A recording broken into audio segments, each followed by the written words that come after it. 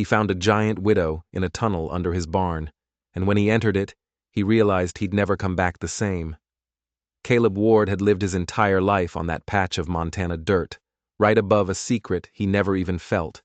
He never knew what shadows moved beneath his feet, what secrets the earth itself was keeping. But the night he finally went down there, the night the floorboards screamed a hollow lie, he met a woman so massive, so haunted, and so powerful that the world he knew shattered into a million pieces. He learned a terrible truth that night. Once you see her, once you step into her world of darkness and dust, you can never go back to being the man you were before. You're changed, forever. The very first thing she said to him wasn't a threat. It wasn't a warning. It was something so unexpected it knocked the air from his lungs. It was an apology. "I'm sorry," she whispered, and her voice was like stones grinding together deep in the earth. Her massive frame, a silhouette against a single flickering candle, was trembling. "I'm so sorry you had to find me like this." For 12 long years, this woman, the one the stories called a monster, had been hiding right under his boots. She was grieving a husband whose murder the world simply refused to see. But then she showed him the dress, a wedding dress, once white, now hanging in the corner, stiff with a dark, rust-colored stain that told a story of its own. She pressed a letter into his shaking hands, the paper worn soft from a decade of handling. It was her dead husband's final words. And then she looked at him, her eyes holding back a flood of unshed tears, an ocean of grief held back by nothing but sheer will. "They made me watch him die," she said, her voice cracking, "all because he dared to love someone the world calls cursed." And that's when Caleb understood. Sometimes the most dangerous thing in the world isn't hate, it's love. Falling in love with someone everyone else has already decided is worthless, someone they've given up for dead. And sometimes, the only way to save a person like that is to become the kind of man you never, ever thought you could be. The hollow echo beneath Caleb Ward's boots should have been impossible. His barn sat on solid Montana ground, bedrock and clay packed down for a century. His own grandfather built it, board by board, back in 1869. But now, when he walked across the west corner, the floorboards sang with an emptiness that made the hair on his arms stand up. It was a sound that had no business being there. He grabbed his crowbar, the cold iron a familiar weight in his hands. The first board groaned in protest, old nails screeching as they surrendered their grip. Then the second, then the third, and what he found underneath shattered everything he thought he knew about his family, his land, his entire life. Worn wooden steps, polished smooth by years, maybe decades, of careful, secret use. They descended into a darkness so complete it felt like it could swallow the light whole. Someone had been living under his property for a very, very long time, and he had never known. Caleb struck a match, the sudden flare of sulfur chasing the shadows back for a moment. He lowered himself into the tunnel, the air instantly growing colder, smelling of damp earth and old sorrows. The tiny flame danced, revealing walls not of dirt, but of carved stone. Heavy wooden support beams held up the ceiling. This wasn't some animal's burrow. This wasn't some hastily dug hiding place. This was a home, built to last an eternity. That's when he saw her. She was sitting in a massive chair, carved from the trunk of an ancient oak. Her frame, easily 7 feet tall, dwarfed the furniture around her. She was the giant widow from the local legends. The monster, they said, had murdered her own husband before vanishing into the wilderness 12 years ago, Eleanor Blackwood. But the woman staring back at him didn't look like a killer. Her face wasn't twisted with rage or madness. She just looked lost, utterly, heartbreakingly alone. "Please," she said, and her quiet, deep voice seemed to be absorbed by the stone walls. "Please don't run. I know what the stories say about me." Caleb held the match higher. The light pushed farther into the chamber, revealing glimpses of bookshelves filled to bursting, crates of medical supplies, and personal belongings arranged with a desperate, heartbreaking neatness. This wasn't just a home. This was a tomb. A place where someone's entire world had been shrunk down to a few hundred square feet of stone and shadow. This was a prison she had built for herself.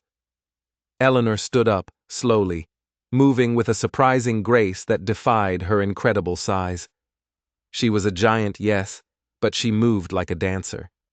"Your grandfather knew I was down here," she said, her words dropping into the silence like stones into a deep well. "Samuel Ward was the only person in the whole territory who believed my story." Caleb's throat went dry. The match burned his fingertips and he dropped it, plunging them into darkness for a heartbeat, before Eleanor lit a nearby candle. "My grandfather, he never said a word. He never mentioned you." "He was protecting you," Eleanor said. She moved to a heavy wooden chest in the corner, the lid groaning as she lifted it. "But now that you've found me, maybe it's time you learned what really happened to your family." She unwrapped an old oilcloth, revealing a photograph inside. The moment Caleb saw it, his blood ran cold. It felt like ice water flooding his veins. 3 men stood together outside this very barn, squinting in the Montana sun.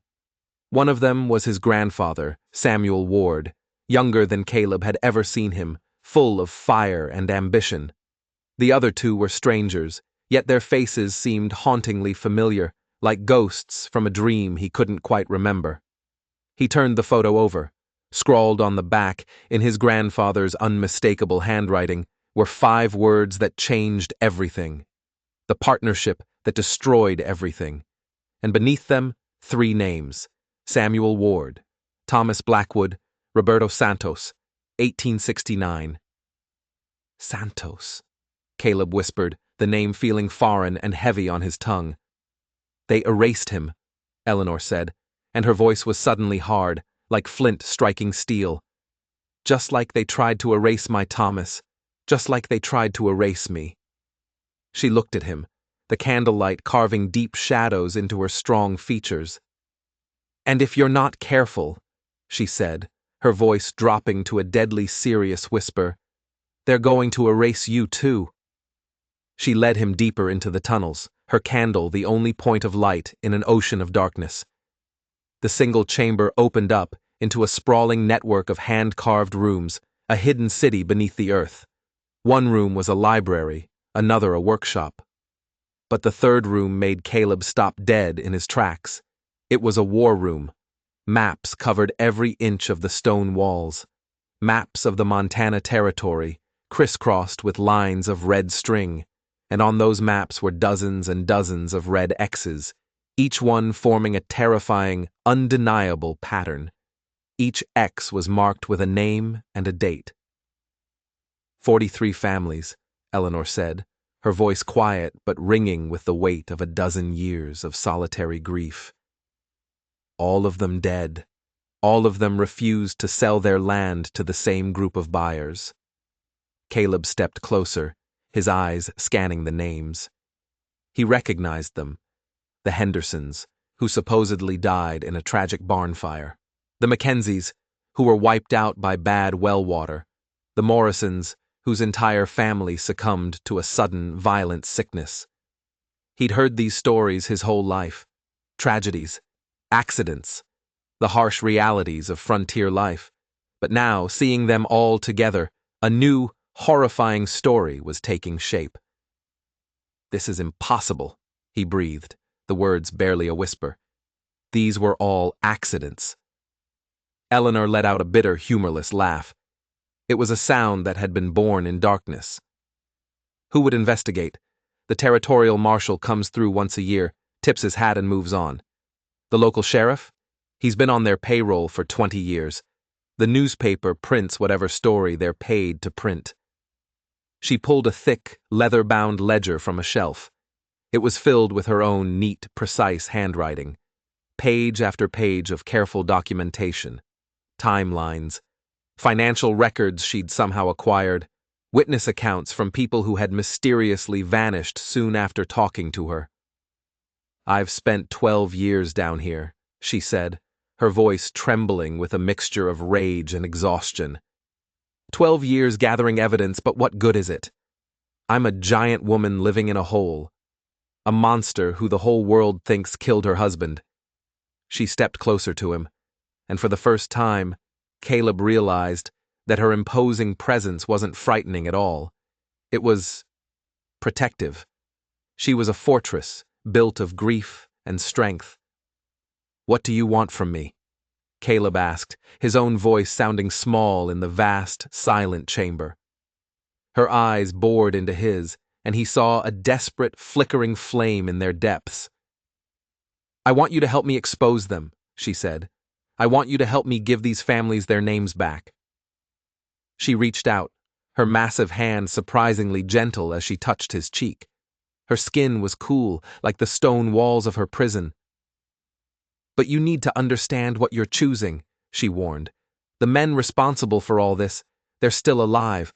They're more powerful than ever, and they're still killing." She took a shaky breath. "Your grandfather's death wasn't natural, Caleb. He didn't just die in his sleep. They poisoned him. A slow, subtle poison, right after he started making inquiries, trying to right the wrongs of the past. He was getting old, and his conscience was getting loud." She let her hand drop, and the space between them suddenly felt charged, like the air before a lightning strike. "Choose to help me, and you're not just Caleb Ward, the farmer, anymore. You become their next target. You become the loose end they need to tie up."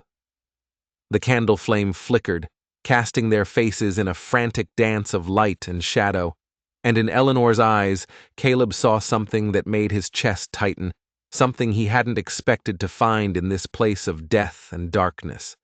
It was hope. After 12 years of solitary confinement, of being a ghost, of being a monster in a fairy tale, this remarkable, impossible woman was looking at him with hope.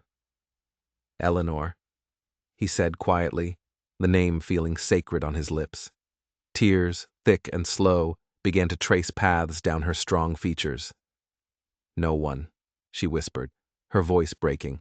"No one has said my name like that in 12 years, like I was still a person, like I was still human." And in that moment, Caleb knew he had already made his choice. It wasn't about the evidence, it wasn't about the conspiracy, or even about justice for the 43 dead families. It was because he couldn't bear the thought of leaving her. He couldn't turn his back and walk up those stairs, abandoning this woman who had waited so long, so patiently in the dark, for just one other human being to see her as something more than a monster. He couldn't leave her alone. Not again. The next week was a blur of secrets. A clandestine life lived in 2 different worlds. By day, Caleb was the same man he'd always been. He worked his land, mended his fences, tended his livestock. He waved to his neighbors as they passed on distant roads, a friendly, simple farmer living a simple life. But the moment the sun bled out behind the mountains, he became someone else entirely. He would slip down into the cool, silent darkness of Eleanor's world, a world lit by candlelight, where terrible truths were laid bare. Eleanor, he quickly learned, had not been idle in her prison. She had transformed herself. The grieving widow was still there, but she had been forged into something formidable by the fires of injustice. She had taught herself to read and speak 3 languages, using old books his grandfather had secretly left for her. She had become a self-taught doctor, able to set a bone or stitch a wound using her precious medical supplies. And her mind was a razor. She possessed a sharp legal intellect, capable of dissecting territorial law with the precision of a master surgeon. Her massive hands, which the town remembered only for their supposed capacity for violence, moved with a delicate, practiced care as she showed him document after document, map after map. "The Henderson barn fire," she explained one evening, her long finger tracing a line on a hand-drawn map. The official report called it an accident, a lantern knocked over in the hay. But look. She pointed to a small, detailed drawing of the barn's layout. Someone had nailed the main doors shut from the outside. I found the bent nails myself the next morning, hidden in the scorched earth. But by then, Sheriff Collins had already declared it an unfortunate tragedy and closed the case. Caleb stared at her neat, elegant handwriting, at the sheer volume of her research. The thoroughness was staggering. How? How did you get all of this? How did you move around without anyone ever seeing you? A sad smile touched Eleanor's lips. When you're 7 feet tall and the entire world believes you're a dead monster, you become very, very good at moving unseen. I am a ghost, Caleb. I know every back trail, every forgotten creek bed, every abandoned line shack for 100 miles. I know every place where a giant woman can hide while she gathers proof that nobody wants to believe.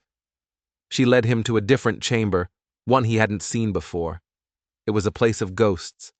Dozens of personal items were carefully arranged on wooden shelves, like relics in a sacred tomb. A child's worn rag doll, a man's silver pocket watch, its crystal cracked, a woman's simple gold wedding ring. I collected these, Eleanor said, her voice barely a whisper. From the crime scenes, little things the killers left behind because they didn't matter. Things the bought and paid for sheriff never bothered to log. They didn't matter to the men in power, but they mattered to the families who died. Caleb reached out and picked up the pocket watch. It was heavy in his palm, the weight of a life cut short. Whose was this? James Mackenzie, Eleanor replied instantly. He was trying to wind it when the poison in his well water took him. I found him still holding it when I came to gather evidence that night. His wife was on the floor beside him, clutching their baby daughter. The underground chamber suddenly felt too small, the air too thick to breathe. Caleb sat down hard on a wooden crate, the pocket watch cold against his skin. His hands were trembling. How do you bear it? He asked, his voice raw. Knowing all of this, carrying all these stories alone? Eleanor's expression grew distant, her gaze lost in the flickering candlelight. Some nights, I don't think I can. Some nights, I sit in that chair, and I wonder if it would be easier to just walk out into the wilderness and let the cold take me. Let the stories be true.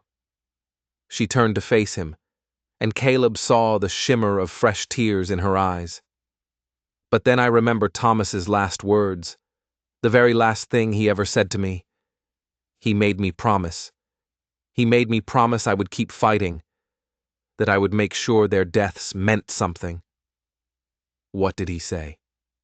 Caleb asked softly. Eleanor's voice dropped to a whisper, a sacred memory shared for the first time in 12 years. He looked at me, and he said, "Don't let them win, Ellie. Don't let them erase us like we never existed." The candle flame swayed between them, casting their shadows onto the stone walls, making them look like giants. Caleb found himself on his feet, stepping closer to this impossible, incredible woman who had endured more than any human being should ever have to bear. "You're not alone anymore," he said, the words simple, but they were a vow. And with that, Eleanor's carefully constructed composure, the armor she had worn for 12 lonely years, finally cracked. It didn't just crack, it shattered into 1,000 pieces. She collapsed to her knees, her massive frame shaking with a grief so profound it shook the very ground beneath them. "I've been so afraid," she sobbed, the words torn from the deepest part of her soul. "So afraid that I was losing my mind down here, that maybe the stories were true, that maybe I really was a monster." Caleb knelt beside her, his heart aching. He was struck by how someone so physically powerful, so imposing, could seem so fragile, so vulnerable. "You're the strongest person I've ever met," he said, "and you are definitely not a monster." "How can you be so sure?" Eleanor asked, looking up at him, her face a mask of desperate hope. Because monsters don't spend 12 years collecting evidence to protect other people, Caleb replied, his voice firm, leaving no room for doubt. Monsters don't build shrines to remember the victims that everyone else has forgotten. Monsters don't cry when they talk about children who never got the chance to grow up. Eleanor reached out a hand tentatively, as if she was afraid he was a mirage that might vanish. Caleb took her enormous hand in both of his. She let out a sound that was half a laugh and half a sob. "I never thought," she whispered, her voice thick with tears. "I never thought I would feel another person's touch again." "You deserve so much more than just a touch," Caleb said, surprising himself with the sudden, fierce intensity in his voice. "You deserve justice. You deserve peace. You deserve to walk in the sun again. You deserve to be seen for the incredible woman you are." Eleanor's eyes widened, a flicker of fear mixing with the hope. "Caleb, you don't understand what you're saying. I can't be that for anyone. Look at me, just really look at me." "I am looking at you," he replied, his voice softening but losing none of its conviction. "And I see someone who turned 12 years of hellish isolation into 12 years of preparation. I see someone who could have become bitter and broken, but instead, she chose to fight for people she'll never even meet. I see someone who's been secretly protecting this entire territory from a pack of wolves, even though no one knows it or cares." He stood, gently pulling her to her feet. He marveled at how perfectly her hand fit in his, despite the impossible difference in their sizes. "I see the most remarkable woman I've ever encountered," he said, his voice dropping lower. "And I see someone that I'm already falling in love with." The words hung in the candle-lit air between them. They felt solid, real, a bridge built between two lonely worlds that neither of them had expected to cross. Eleanor stared at him, her expression a wild mix of wonder and absolute terror. "You can't love me," she whispered, the words catching in her throat. "It's a curse. Everyone who loves me dies. I bring death to anyone who gets close." "That's not a curse," Caleb said firmly, stepping even closer. "That's a lie. That's what they want you to believe. They want you isolated. They want you afraid. They want you convinced that caring about anyone is dangerous, because as long as you believe that, you'll never trust anyone enough to help you expose their crimes." He reached up, cupping her face gently in his hands. "But I'm not afraid of them, Eleanor. And I am not afraid of you. The only thing I'm afraid of is walking back up those stairs and leaving you alone in the darkness for another 12 years. Eleanor closed her eyes, leaning into his touch like a starved person finding food. "If we do this," she whispered, "if we try to expose them together, they'll come for both of us. They'll kill us and make our deaths look like accidents, just like all the others." "Then we better make damn sure we're ready for them," Caleb replied. When Eleanor opened her eyes, something profound had shifted. The hopelessness that had clouded her gaze for so long was gone. In its place was a burning, fierce determination. And something else. Something that made Caleb's heart pound against his ribs. It was love. For the first time in 12 years, Eleanor Blackwood was allowing herself to believe that maybe, just maybe, she wasn't a monster. And that maybe, just maybe, she deserved to be loved back. 3 days later, Eleanor made a decision that would change everything. She was done hiding. She was going to leave the tunnels. "I can't stay down here anymore," she told Caleb.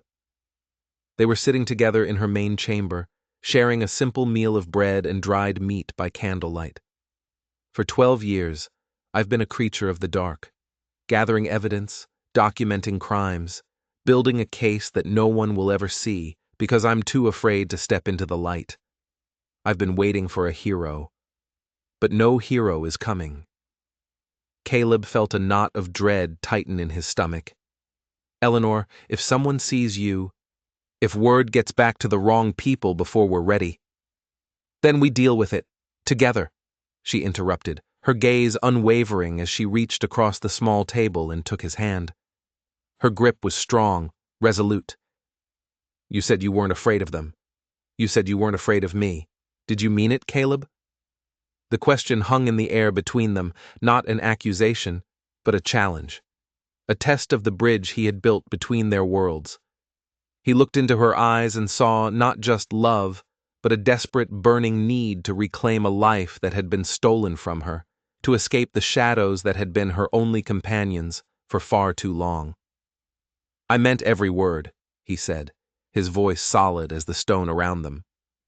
"But we need a plan. We can't just walk into town and hope for the best. They'll have you in chains or in a grave before sunset." A fierce, dangerous smile touched Eleanor's lips for the first time. It transformed her face, showing a glimpse of the powerful woman she was before the world tried to break her. "Oh, I've had 12 years to do nothing but think about this moment," she said. "I know exactly what we're going to do."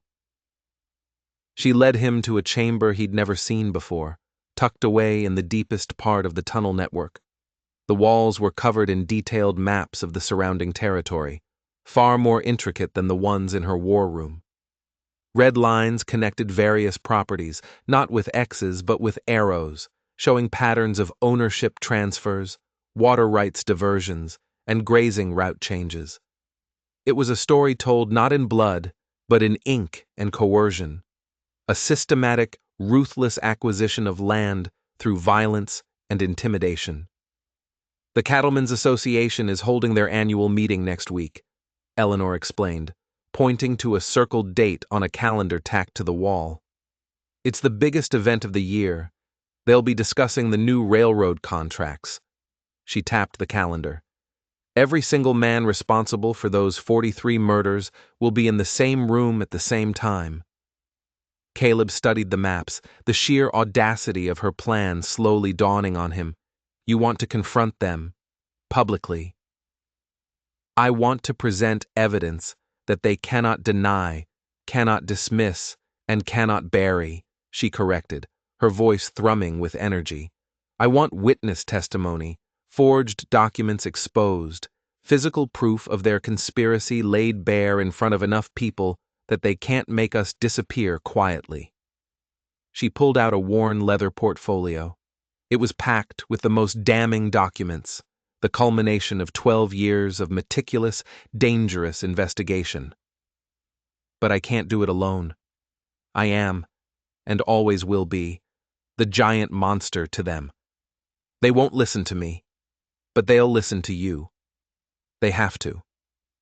"The ward name still means something in this territory," Caleb admitted reluctantly. "My grandfather was respected, feared by some." "Because he knew their secrets," Eleanor said, her eyes locking onto his. "And now you do too." That night, as they prepared for what could be their last peaceful evening together, Eleanor showed him one last secret. Hidden in the deepest, most secluded part of her underground home, there was a small, dust-covered chest. Inside was a collection of items that told the story of the woman she had been before tragedy had violently reshaped her life. There were teaching certificates from the small school where she had worked before she married Thomas. There were bundles of love letters from him, tied with faded ribbon, filled with words of devotion and breathless dreams of the future they were going to build together. And at the very bottom, wrapped in a soft blanket, was a child's cradle. It was small, carefully carved from pine, the wood smooth and perfect, but it had never been used. "We were going to have children," Eleanor said, her voice a raw whisper. She ran her large, gentle hands over the smooth wood. "Thomas made this himself. He spent months getting every detail perfect. We had names picked out, a room all prepared in our little house." She looked up at Caleb, fresh tears tracing the familiar paths down her cheeks. "I used to sit and imagine what they would look like, if they'd have his gentle nature or my stubborn streak, if they would be tall, like me, or normal-sized, like him." Caleb knelt beside the cradle, and the full, crushing weight of what had been stolen from this woman finally hit him. It wasn't just her husband. It wasn't just her freedom or her good name. They had stolen her entire future. They had stolen the children she would never hold. "You could still have children," he said softly, the words coming out before he could think. "When this is over. When we've exposed the truth and won. You could still have the life you dreamed of." Eleanor's laugh was a sad, broken sound. "With whom, Caleb? What man would want a giant widow with a reputation for murder? What man would want children who might grow up to be freaks like their mother?" "I would," Caleb said, without a single shred of hesitation. The two words echoed in the silent underground chamber. They hung in the air between them, not just a statement, but a promise. A future. Eleanor stared at him, her expression one of complete, utter shock. "Caleb, you don't know what you're saying. You've only known me for a week. You can't understand what a life with me would actually mean." "I understand that I love you," he replied, his voice firm and unwavering. "I understand that you are the strongest, most intelligent, most courageous woman I have ever met. And I understand that any children we had would be the luckiest children on earth to inherit even a fraction of your remarkable spirit." Eleanor's hands flew to her mouth, her eyes wide. "You're talking about marriage, about a future, about things that can't possibly happen." "Why can't they happen? Because look at me." Eleanor stood abruptly, her full height making the small chamber seem to shrink around her. "I'm a giant, Caleb. I'm 7 feet tall and stronger than most men. I've lived in a hole in the ground for 12 years. I have the blood of 43 families on my conscience because I wasn't strong enough or fast enough to save them." She gestured wildly at the maps and ledgers and relics of the dead that surrounded them. "This is my world. Death and documentation and darkness. You can't possibly want to tie your life to someone like me." Caleb stood and walked toward her, completely unintimidated by her size or her passionate fear. "Eleanor, you're right," he said calmly. "I can't possibly want to tie my life to someone like you." He saw her face crumple with pain, and before she could turn away, he continued, his voice soft but clear. "I don't want to tie my life to someone like you. I want to tie my life to you. Not because of what you look like, or how tall you are, or where you've been living for the last 12 years, but because of who you are." He reached up, gently taking her face in his hands again. "You are not responsible for those deaths. You are the only person in this whole God-forsaken territory who cared enough to document them, to remember them, to fight for justice on their behalf. You're not a giant who happens to be a woman. You're a woman who happens to be extraordinary in every single way imaginable." Eleanor's tears came freely now, a flood of 12 years of isolation and self-doubt and loneliness finally breaking apart under the force of his unconditional acceptance. "If we survive what's coming," Caleb continued, his thumbs gently wiping away her tears, "if we expose these killers and live to see justice done, then I want to spend the rest of my life proving to you that you deserve every bit of happiness this world has denied you." With a cry that was equal parts joy and sorrow, Eleanor pulled him into an embrace that lifted him completely off his feet. For a moment, suspended in her powerful arms, Caleb felt weightless, like he was flying. "I love you too," she whispered against his ear, her voice thick with emotion. "And that terrifies me more than any conspiracy or any threat we might face." "Good," Caleb replied, his feet finding the floor again, "because the best things in life are usually the most frightening." As they held each other in the candle-lit chamber, surrounded by the evidence of past horrors and the fragile plans for a future they might not live to see, they both understood. They had crossed a line. There was no going back. Tomorrow, they would step into the light together, and whatever happened next, they would face it as partners, in every sense of the word. The Cattlemen's Association meeting was packed tighter than a church on Christmas Sunday. Every powerful rancher, every ambitious businessman, and every corrupt territorial official within a 100-mile radius had gathered in the town's largest hall. They were there to discuss the new railroad contracts, the deals that would make the rich even richer and squeeze the small landowners into dust. Caleb and Eleanor waited outside in the biting Montana air, their breath turning to vapor clouds that vanished into the star-filled sky.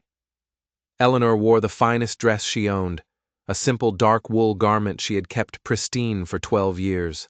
Her long hair was braided elegantly, but nothing could disguise her extraordinary height or the nervous energy that radiated from her massive frame like heat from a forge. "Once we walk through that door, there's no going back," she said, her voice a low murmur. "Are you absolutely certain about this, Caleb?"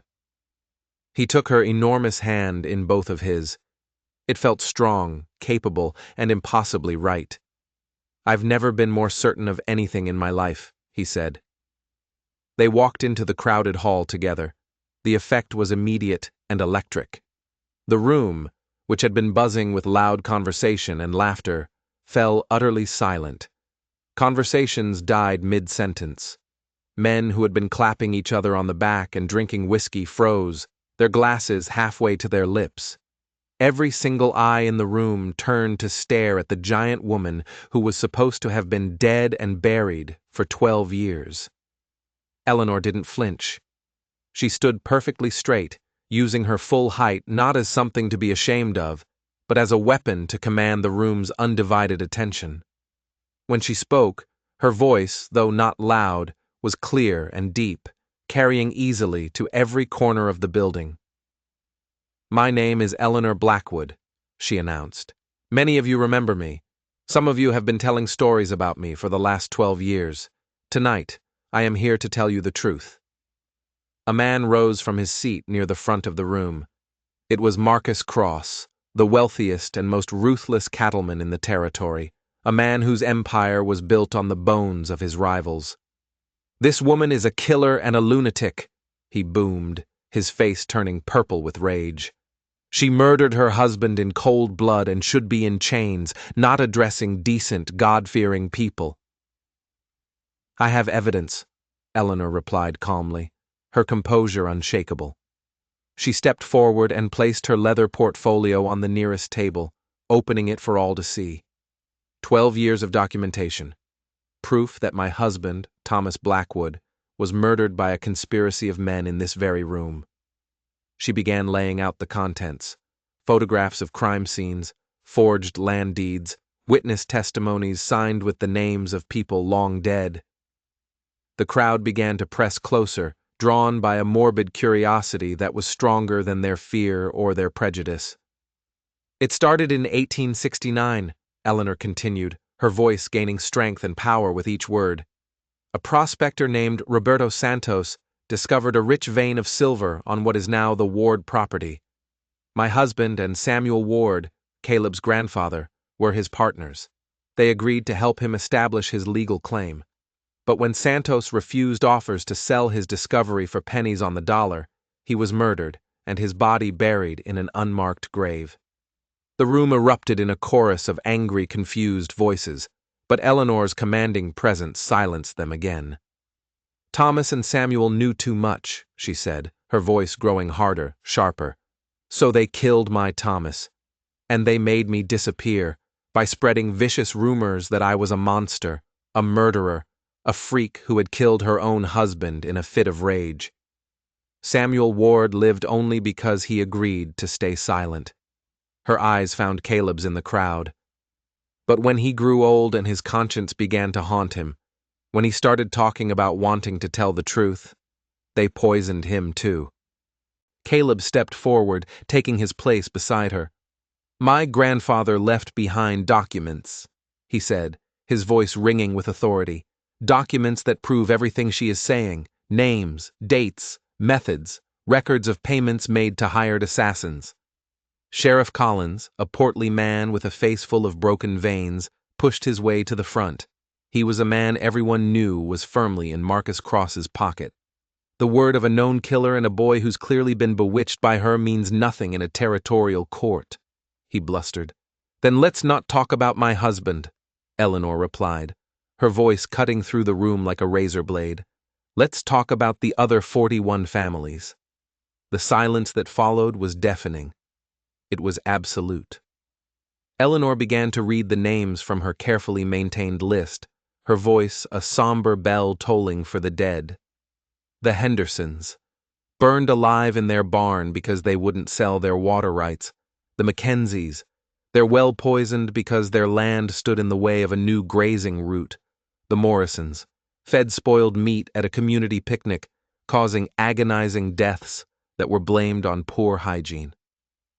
Family after family, murder after murder, all connected by the same sickening pattern of land acquisition. Every single one of those properties, Eleanor declared, her eyes scanning the increasingly pale and sweaty faces in the crowd, is now owned by members of this very association. Every death was ruled accidental or an act of God by officials who were paid handsomely to look the other way. Marcus Cross lurched to his feet again, his face a mask of pure fury. This is preposterous. Slander. No one would believe such wild, insane accusations from a deranged woman. They might believe them from me, said a calm, authoritative voice from the back of the room. The crowd parted like the Red Sea. Everyone turned to see a tall, lean man with a silver star pinned to his vest walking toward them. Behind him came 2 grim-faced territorial judges and a young man scribbling furiously in a notepad, a reporter from the Denver newspaper. Federal Marshal James Morrison, the man said, his eyes cold as steel as he looked at Marcus Cross. Mrs. Blackwood's extensive documentation reached my office in Denver 3 weeks ago. It was delivered by the United States Mail, along with a formal request from Mr. Caleb Ward here to launch a full federal investigation into these very serious allegations. Eleanor looked at Caleb, her eyes wide with amazement. He had kept this a secret, even from her. I wanted to be sure we had backup, Caleb explained with a slight triumphant smile, just in case the local law enforcement proved to be unreliable. The next hour unfolded like a righteous storm, finally breaking over the territory. Faced with a federal investigation and a mountain of undeniable documentation, the conspiracy collapsed like a house of cards. Marcus Cross made a desperate attempt to flee, but was arrested at the door. Sheriff Collins tried to destroy evidence from his office, but found himself in chains alongside the very men he had protected for decades.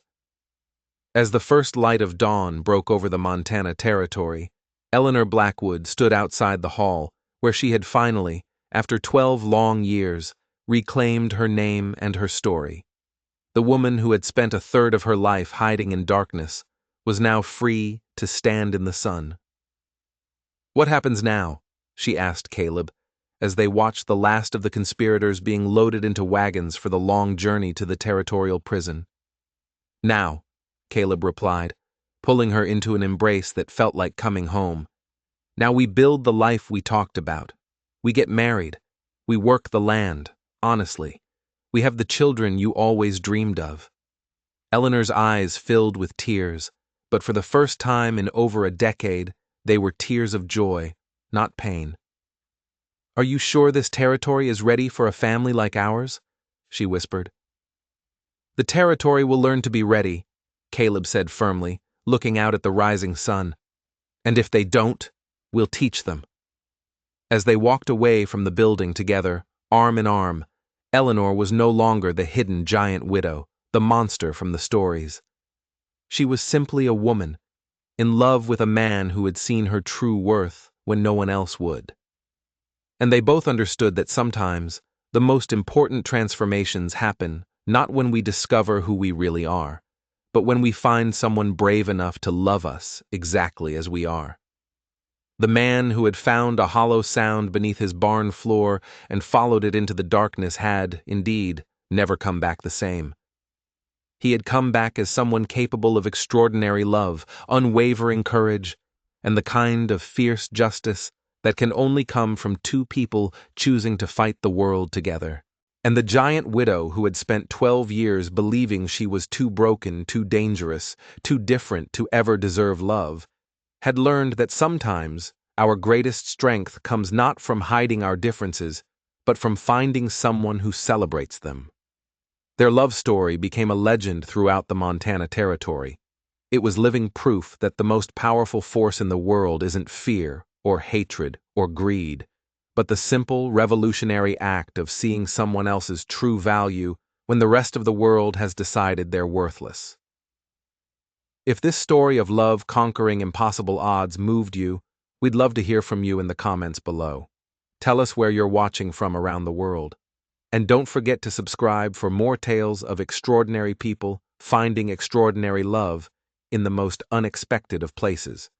Your support means everything to us, and every subscription helps us bring you more stories that remind us all that no one is too different, too broken, or too lost to deserve their happily ever after.